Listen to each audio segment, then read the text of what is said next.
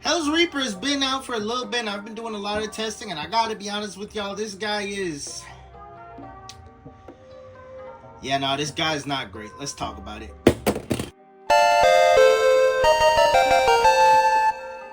Ayo, Mall Toys got all the latest Beyblade X releases. Make sure to shop there to get the latest Beyblade X releases. Link in the description, and when you do, use code TFLAME2K at checkout. Help yourself save 5% and support the channel. What's good, YouTube? It's your boy TFLAME, T4 Go T, all I can't get more. And today, we're gonna be going over Hell's Reaper. And I guess, where'd I put? We got Rhino Reaper 2. I guess we'll go over it. To throw it in there. So Hell's Reaper was just released as part of another random booster, and you do get there's some good highlights in this random booster. This Whale Wave combo with 760 and kick. Let me clean the tip.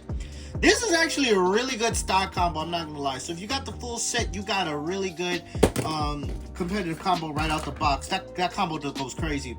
You get Phoenix Rudder, which was exclusive to the customized deck set, with 470 and low flat, and then you also get the Leon Crest with oh wait, no, it comes with 980, but I already put the 180 from Golem Rock on there because it just looks better.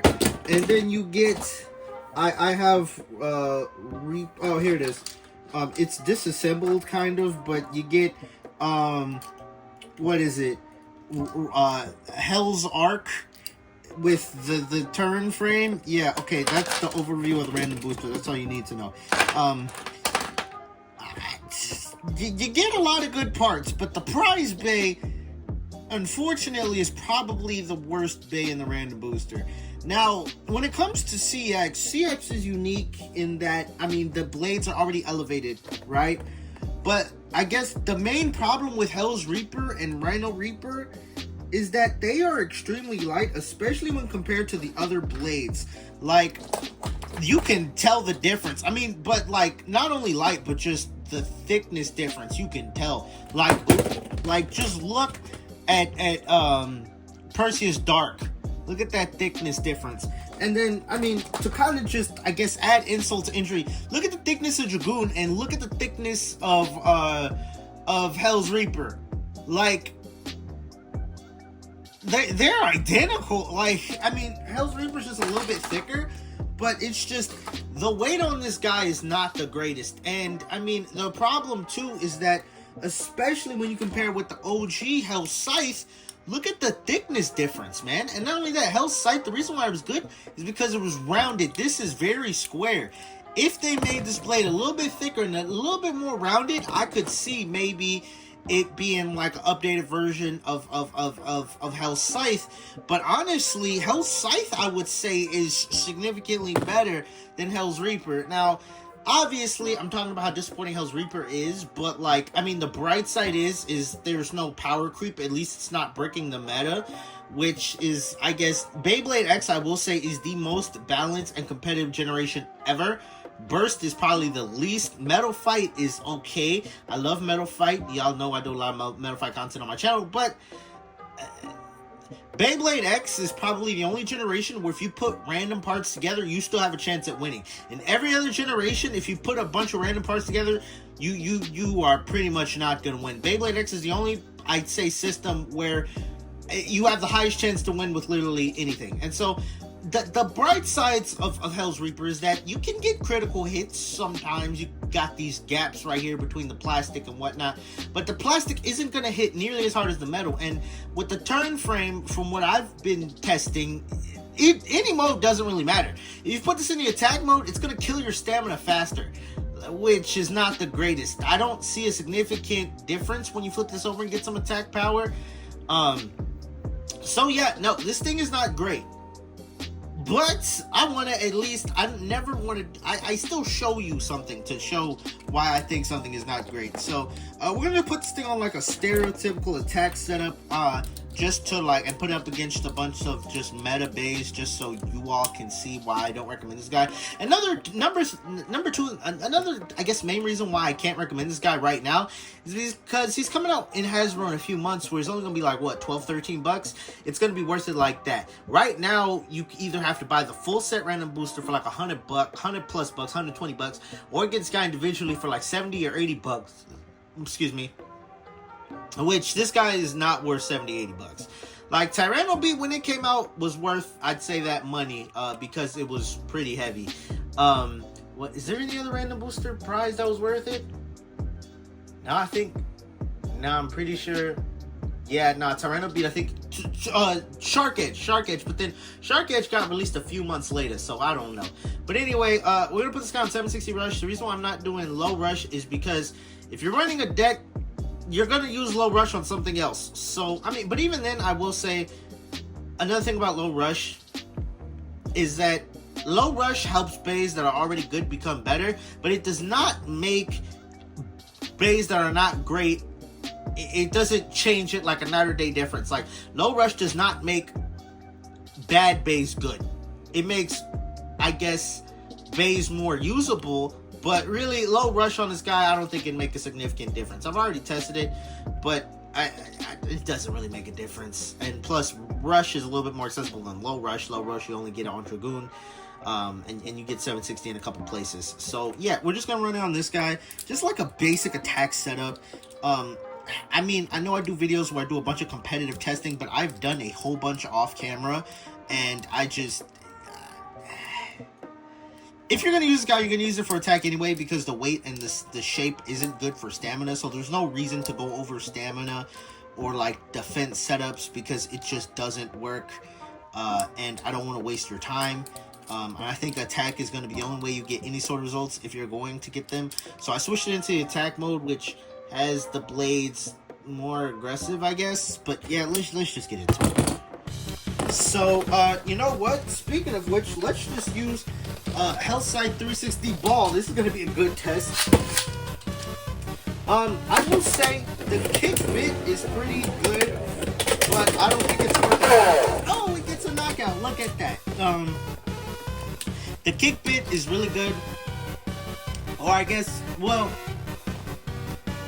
it's not as good as Tapered, Rush, or even Unite, but it's up there. It's usable. It's another good attack bit if you want some options. Well, balance bit.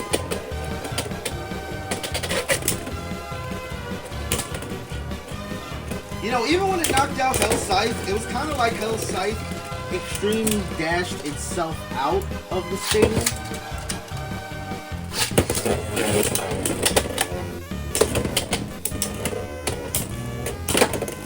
Big hit right there, but it's like the big hits this guy does get off do not tend to last. Yeah, no.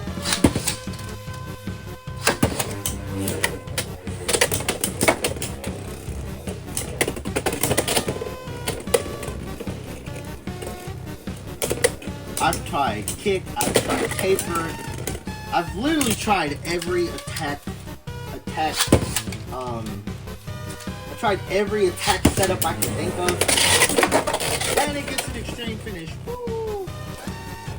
But I'm sorry if I'm also rambling a little bit, or I might be like stuttering or something. I did just get over. So that's why I'm a little, I guess, tired sounding. Oh my god, look, that would have been an extreme finish, but Hell's Sight just came back in. It's like, it can't make... Okay, it can get critical hits, as you've seen. It can get critical hits, but it's not consistently, you know, getting big hits. Like, if it was consistently getting big hits, then I would say not getting knockouts or it's just bad luck. But it's like, it's not really making hits last. Like, look at that, direct contact. Big hit, but like, it should have been a big hit. With any other bay, it would have been a big hit, but it's just, it's not getting it. So, it's not getting it. Alright. I mean, let's just, Silver Wolf, 660 Hexa. Yeah, if it struggled against Hell's Scythe, I don't think it could do significantly better against Silverwolf, but maybe, who knows? Oh, and that's another thing about Hell's Reaper, is that it gets knocked off balance way too easy. It's like, it's too light, it's not, I don't know, maybe we just need some better parts for this guy to work, but it's not it.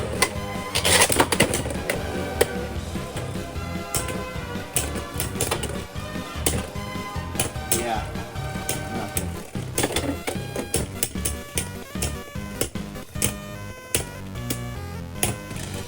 Nothing. Nada.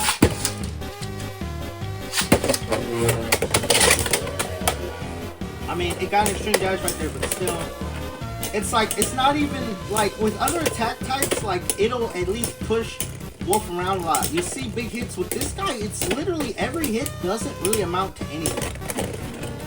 There you go. I'm not even gonna cut the camera. We're just gonna bring out, the menace himself, Wizard Rod. I mean, if you can make this guy work for defense, great, I guess, but my thing is, why would you use this thing for defense when you have Silver Wolf, you have Golem Rock? I mean, I guess if you want to be unique, fine, but I can't see a reason why you use this guy for defense.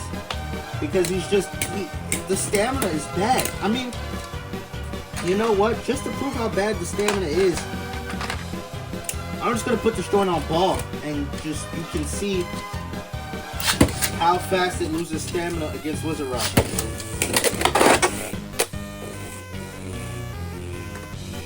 So you're telling me on an attack setup it struggles to get an extreme finish, but the second I put this guy on ball, it extreme finishes Wizard Rod with ease. I love Beyblade. You could just have stupid stuff like that that doesn't make any sense. Is this the new meta? Did I just discover new meta? Is this thing just going to be a menace on ball? Because I don't think anyone has tested this guy on ball. And if he's good on ball, that would be freaking hilarious.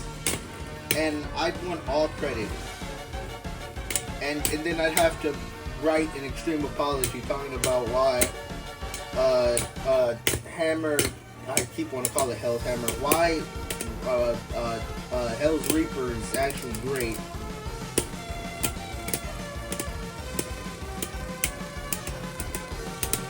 Okay, nope. You know what? I got a just stupid idea I want to try just because I think it'd be funny. I'm going to put this joint on Elevate. Okay, watch this. I'm going to put this joint on Elevate, right? I'm going to launch it like a paid wheel.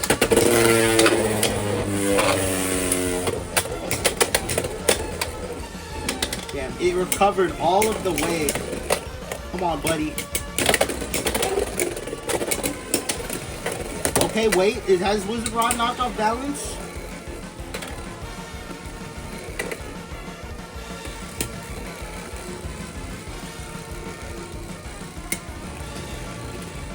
Yeah, no. I will say something though. One thing I will give credit is Rhino Reaper coming with the freaking charge assist blade. This charge assist blade goes well with Perseus Dark. I got a video, I don't remember, okay, either the video's coming out or I already posted it, but anyway, I did a video with Perseus Dark on what is this, Vortex, right? Is this called Vortex? I forget. Well, the assist blade that came with Drawn Brave, right? This also, the charge assist blade, it's 3 sides and it goes well. It actually goes well with Perseus Dark, but it also pairs well with Drawn Brave. It helps, you know, get a lot of, I guess, critical hits. It just pairs really well with both of them. So, I mean, this is one of the new, I guess, better assist blades. It's also smaller, meaning it's not just like, I guess, taking up, like for example, this round is a bad assist blade. This joint, it's just not great. Bump isn't great either, but with charge, it has less surface area, which actually makes it, it's smaller. It makes it better, trust me. So I guess I'll probably do a video on Drawn Brave and charge in a, like, separately. I just wanted to, you know, just show that Scythe, I keep wanting to say Scythe, what is it? Hell's Reaper is not great, and if you want this guy, just wait till he releases in a few months at Hasbro. Don't waste your money on this guy right now. But anyway, I'll see y'all next video. Peace.